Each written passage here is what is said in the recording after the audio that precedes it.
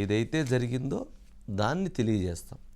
ఆ తెలియజేసేటువంటి అంశంలో కొంత అటు అంటే ఇప్పుడు ఒక లైన్ బార్డర్ ఉంటే ఆ లైన్ బార్డర్లో మనం చెప్పేటువంటి సందర్భంలో కొంచెం ఒక సందర్భాల్లో అటు ఇటు అవుతుండొచ్చు. కానీ దాని ఉద్దేశాలని అక్కడ జరిగినటువంటి అంశాలని ప్రజలకి పూర్తి స్థాయిలో తెలియజేయాలనేటువంటి బాధ్యత తప్ప మరొకటి కాదు. ఓకే, ఇది సరే వారు చెప్పినటువంటి దాంట్లో ఇట్లాంటివన్నీ ఉన్నాయి. ఇప్పుడు మరి ముఖ్యమంత్రి గారు ఏమంటున్నారు, రేవంత్ రెడ్డి గారు ఈ ఫోన్ ట్యాపింగ్ వివాదం అంశంలో ఖచ్చితంగా ఆ రోజు ఉన్నటువంటి వారందరూ తప్పులు చేశారు, దీని వెనక చాలా పెద్ద ఎత్తున కుట్ర జరిగిందని ఆ క్యాబినెట్లో ఉన్న మంత్రులు కావచ్చు, ఆ పార్టీలో ఉన్నటువంటి నేతలు కావచ్చు చెప్తూ వస్తున్నారు. మరి అంతటి సమాచారాన్ని ప్రభుత్వంలో ఉన్నటువంటి వారు తెలియజేస్తూ ఎవరైతే గతంలో ఇన్వెస్టిగేషన్లో ఉన్నటువంటి వారందరూ కూడా అరెస్ట్ అయ్యి వాళ్ళు కన్ఫెషన్ స్టేట్మెంట్లో మేము ఈ తప్పులు చేశాం, మాకు ఈ తప్పు చేయించారు, మాకు ఇదిగా ఇవన్నీ వీళ్ళు చెప్పారు, ఇవన్నీ చెప్పటం ద్వారా మేము చేశాము అని చెప్తూ ఉన్నారు అని అంటే ఏంటి దాని అర్థం? ఎవరు చెప్పారు? సుప్రీం ఎవరు? బీఆర్ఎస్ పార్టీకి కేసీఆర్ గారు అనుకుంటే మరి కేటీఆర్ గారికి తెలవకుండా ఇవన్నీ జరగవు కదా అనేటువంటి ప్రశ్న ఉత్పన్నమవుతుంది కదా. అంటే ఇక్కడ వారి ఆవేదనలో అర్థం ఉంటే వారు ఇంకొక రకంగా చెప్పుండాలి. ఇటువంటి ఫోన్ ట్యాపింగ్లో ఎక్కడైనా నా పాత్ర ఉన్నట్టుగా తేలితే నేను రాజకీయాన్ని పూర్తిగా వదిలిపెట్టేస్తానని చెప్పడంలో తప్పులేదు. సవాల్ చేయొచ్చు, రేవంత్ రెడ్డి గారికి సవాల్కి ఇసిరేయచ్చు. మరి రాజకీయంగా అసలు నేను తప్పుకుంటానని చెప్పొచ్చు, లేదా బీఆర్ఎస్ పార్టీని మూసేస్తామని చెప్పొచ్చు. ఏది దీంతో మాకు సంబంధం లేదు అని అంటే మరి అలాంటి దానికి సిట్టింగ్ జడ్జితో విచారణ చేయమని కోరవచ్చు. మరి ఎందుకు కోరటం లేదు? ఎందుకు సవాల్ విసరటం లేదు? ఎందుకు రాజకీయంగా అటువంటి అంత అపప్రద వస్తుందని బాధపడుతున్నారే, అంత ఇబ్బంది కలుగుతుందని బాధపడుతున్నప్పుడు కేటీఆర్ గారు ఎందుకు ఆ విధానమైనటువంటి అంశాల్లో ముందుకు వెళ్ళలేకపోతున్నారు?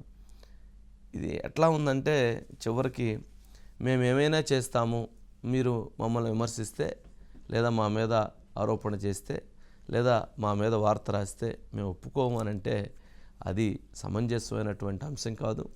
అందుకని ఈ విషయంలో సరే ఈ లీగల్ నోటీస్కి ఖచ్చితంగా సమాధానం చెప్పాల్సినటువంటి బాధ్యత మహాన్యూస్ మీద ఉంటుంది. మహాన్యూస్ ఖచ్చితంగా లీగల్ నోటీస్కి ఆన్సర్ చేస్తుంది. ఇందులో న్యాయపరంగానే ఎదుర్కొందాం. అదేవిధంగా ప్రజల తీర్పు, ప్రజల అభిప్రాయాలకు అనుగుణంగానే ప్రజలకు సమాచారాన్ని అందించేటువంటి అంశంలో ఎటువంటి రాజీ లేకుండా పోరాడటం అనేటువంటిది ఆ విధంగానే ముందుకు వెళదాం అనేది నా అభిప్రాయం. ఒకసారి కేటీఆర్ గారు బయట మొన్న మాట్లాడిన బయట ఈరోజు మాట్లాడిన బయట ఒకసారి వెయ్యండి. చేస్తే గీస్తే ఒకడో ఇద్దరో లుచ్చగాళ్ళ ఫోన్లు ట్యాప్ చేసి ఉండొచ్చు, నాకెమెరిక కానీ చేసి ఉండొచ్చు దొంగల లంగలి, ఎందుకంటే పోలీసుల పనేది. కానీ దానికి ఏదో పెద్ద అంతర్జాతీయ కుంభకోణం ఏందో జరిగిపోయింది, ఏమో అయిపోయింది. ఎందుకు ఇవన్నీ డ్రామాలు? చేస్తే గీస్తే నాకు ఎలాంటి ఇల్లీగల్ వ్యవహారాలతో నాకు సంబంధం లేదు. ఫోన్ ట్యాపింగ్ అని చెప్పి లీకు వీరుడు రేవంత్ రెడ్డి గారు పాపం డైరెక్ట్గా ప్రెస్ కాన్ఫరెన్స్ పెట్టే దమ్ము లేదు, డైరెక్ట్గా ఆధారాలు ప్రజల ముందు పెట్టే దమ్ము లేదు. ఏముందో విషయం ఎవరికి తెలియదు. పోలీస్ రిమాండ్లో ఉన్న వాళ్ళకి కూడా ఫోన్లకు వెళ్ళి మీకు లీకులు వస్తాయి. ఈయన లీకు వీరుడు. మరి లీకు వీరుడు ఏదో కష్టపడి నా క్యారెక్టర్ అసాసినేషన్ చేయాలనే ప్రయత్నంలో చాలా బలంగా ఉన్నాడు. ఎవరో హీరోయిన్లను నేను బెదిరించిన అంటది ఆ మంత్రి. ఆమెకు నెత్తుందా లేదా నాకు తెలియదు. నాకు అంత కర్మ ఏంది, నాకు ఈ దిక్కుమాలిన పనులు చేయాల్సిన పరిస్థితి ఏంది? నాకు ఎలాంటి ఫోన్ ట్యాపింగ్ వ్యవహారంతో నాకు ఎలాంటి సంబంధము లేదు.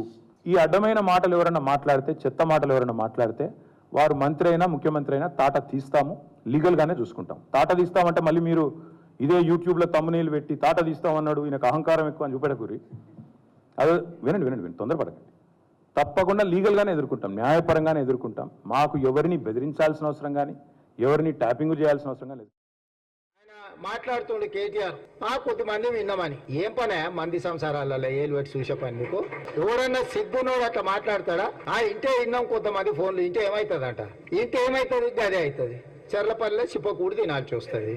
ఇప్పుడు వాళ్ళు చెప్పినట్టు ఉన్న అధికారులు ఈ రోజు ఊసలు లెక్క పెడుతున్నారు. ఇవాళ కేసులలో ఇరుక్కున్న వాళ్ళని అయ్యో పాపం అని కూడా అంటలేరు వాళ్ళు. చేసినాం ఇట్లనే చేస్తాం. ఎవడు మాట్లాడతాడు? ఊర్లలో ఆవారగాడు మాట్లాడతాడు, తాగుబోతాడు మాట్లాడతాం. గట్లనే చేస్తాం, మేము బజార్లో బట్టలు ఇప్పుకొని తిరుగుతాం. అయితే ఏందని ఊర్లలో అన్నారు. సేమ్ కేటీఆర్ కూడా బర్తెగించిన అచ్చో సాంబోతు లాగా మాట్లాడుతుండు.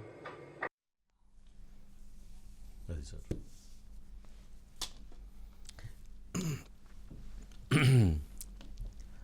సరే, కేటీఆర్ గారే అన్నీ చెప్పారు, వింటే విన్నారు, అది నాకేం సంబంధం అన్నారు. వారి ప్రభుత్వ హయాంలో ఒక కింది స్థాయి అధికారులు, సరే వారికి సంబంధం లేదనుకున్నప్పుడు, ప్రభుత్వంలో కీలకంగా ఉన్నటువంటి పోలీస్ వ్యవస్థలో పైనుంచి కింద వరకు ప్రజల ఫోన్లు ట్యాప్ చేస్తుంటే, లేదా వ్యాపారుల ఫోన్లు ట్యాప్ చేస్తుంటే, లేదా ప్రతిపక్ష నాయకుల ఫోన్లు ట్యాప్ చేస్తుంటే, మరి వారికి సమాచారం లేకుండా ఎందుకున్నారు? మరి దానికి నైతిక బాధ్యత వారు వహించాలా లేదా? అంతే కదా. నా డిపార్ట్మెంట్లో తప్పు జరిగితే మందే కదా బాధ్యత. ప్రభుత్వంలో ఉండి అత్యంత కీలకమైన వ్యవస్థగా నడిపినప్పుడు మరి వారిదే కదా బాధ్యత. మరి ఆ బాధ్యతను వారు ఎలా విస్మరిస్తారు, ఎలా తప్పుకుంటారు? అలాంటప్పుడు జరిగి ఉండదు. రాజకీయ నాయకుల ప్రమేయం లేకుండా పోలీసులు ఆ పని చెయ్యరు. పోలీసులు ఆ పని చేశారు అంటే ఖచ్చితంగా రాజకీయ నాయకుల ప్రమేయం ఉంటుంది. మరి రాధాకిషన్రావు అనే వ్యక్తి, అనే ఆఫీసర్ ఆ రోజు బీఆర్ఎస్ పార్టీ సుప్రీం చెప్తేనే ఇదంతా చేశాము అని అంటే, బీఆర్ఎస్ పార్టీలో సుప్రీం ఎవరు? కేసీఆర్ గారా, కేటీఆర్ గారా అనేటువంటి క్వశ్చన్ రాకుండా ఉండదు కదా. ఎలా దాన్ని తప్పుకుంటాం? ఎలా దాన్ని నాకు సంబంధం లేదంటాం? లీగల్గా ఫైట్ చేయటం తప్పులేదు, కానీ ప్రజలు అడిగేటువంటి వాటికి మనం ఖచ్చితంగా ఆన్సర్ చేయాల్సినటువంటి అవసరం ఉంది. ఈరోజు బీఆర్ఎస్ పార్టీ ఎందుకు అంత కకావికలం అవుతుంది అంటే, బీఆర్ఎస్ పార్టీని వీడి ఎందుకు ఇతర పార్టీల్లోకి ఆ ముఖ్యమైనటువంటి నేతలు వెళ్ళిపోతున్నారు అని అంటే, ఖచ్చితంగా ఆ రోజు బీఆర్ఎస్ పార్టీ వ్యవహరించినటువంటి వైఖరి నేతల విషయంలో, ఈరోజు బీఆర్ఎస్ పార్టీని చుట్టుముట్టినటువంటి ప్రతి వివాదం వాస్తవం అనేటువంటి అభిప్రాయంతో వాళ్ళకి అది తెలిసి ఉండే వాళ్ళు వెళుతూ ఉన్నారు. అదేవిధంగా బీఆర్ఎస్ పార్టీ నాయకులు గతంలో ఉన్నటువంటి వాళ్ళు భయపడలేదా? మా ఫోన్లు ట్యాప్ అవుతున్నాయని వాళ్ళు భయపడలేదా? ఆఫ్ ది రికార్డ్ ఎంతమంది మాట్లాడారు? ఎంతమంది మా ఫోన్లు కూడా ట్యాప్ చేస్తున్నారు? బీఆర్ఎస్ పార్టీ అధికారంలో ఉన్నప్పుడు బీఆర్ఎస్ పార్టీ నేతలు భయపడ్డారు. మరి అది సరైనటువంటి చర్యనా? మరి అన్నిటికీ చాలా ఉంది, మాట్లాడుతూ వెళితే చాలా చెప్పవచ్చు, చాలా ఎగ్జాంపుల్స్ చెప్పవచ్చు, చాలా అంశాల చుట్టూతా ఉన్నాయి. అంటే ఇప్పుడు నాకేం సంబంధం అని అంటే కుదరదు. తప్పు జరిగి ఉంటే మాత్రం ఖచ్చితంగా అది వారికి సంబంధంగానే భావించాల్సి ఉంటుంది. అట్లాంటప్పుడు వారు ప్రూవ్ చేసుకోవాలి, తనకేం సంబంధం లేదని లీగల్గా ప్రూవ్ చేసుకోవాల్సినటువంటి అవసరం వారికి ఉంటుంది.